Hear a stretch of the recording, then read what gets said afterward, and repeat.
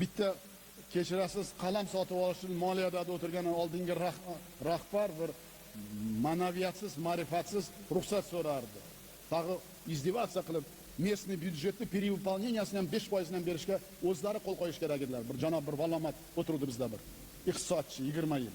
Bundaqa ish bo'lmaydi. Ikkinchidan, bironta pagon kiyganlar kim bo'lishidan qat'iy nazar, hammasi o'zining ishi bilan shug'ullanadi bundan bari. Bahoni men sizlarga prezident beradi. Shuni hamma bilish kerak. Yaxshi ishlaslaring ham, o'g'ri bo'lsalaring ham o'zim beraman. Ular menga advokat bo'lmasin. Shuning uchun biz hozir kadr yo'q. Shunday qilib hammani o'g'riga chiqardik, hammani to'g'rini ham o'g'ri qildik hammamiz. Bir so'm pul qolmagan. Bir so'mni ham bermagan. Astrogorskiy, Mastrogorskiy, Sastrogorskiy, Gastrogorskiy bir komanda bor.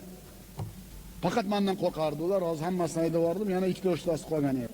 Oldin ishlagan ham bir edi, ishlamagan ham bir edi. Nimaga desangiz, rayonda hokimni o'zini moliyachi bilan, iqtisodchisi bilan u pul tushgan bilan unga tushmaydi-ku, Astrogorskiyga tushadi. Suv yo'q, gaz yo'q, bolnitsa yo'q, detsat yo'q, issiqlik yo'q. O'rtoq Yerniyazov o'tiribdi. Bu yil 90 milliard byudjetga pul qoladi. Kelgusi yil men ishonaman. Kecha men nimaga bordim? Qancha ishlar qilyapmiz? Eng kamida 300 milliard byudjet mahalliy byudjetga qoladi. 300 milliard meni hisob kitobim bor. Har bir viloyat agar shuni harakat qilsa, ana odamlarning dardi, ana odamlarning manfaati, ana hokimning obro'yi. Hokimning obro'yi kimning obro'yi? Davlatning obro'yi. Bitta pagon kiygandek emas.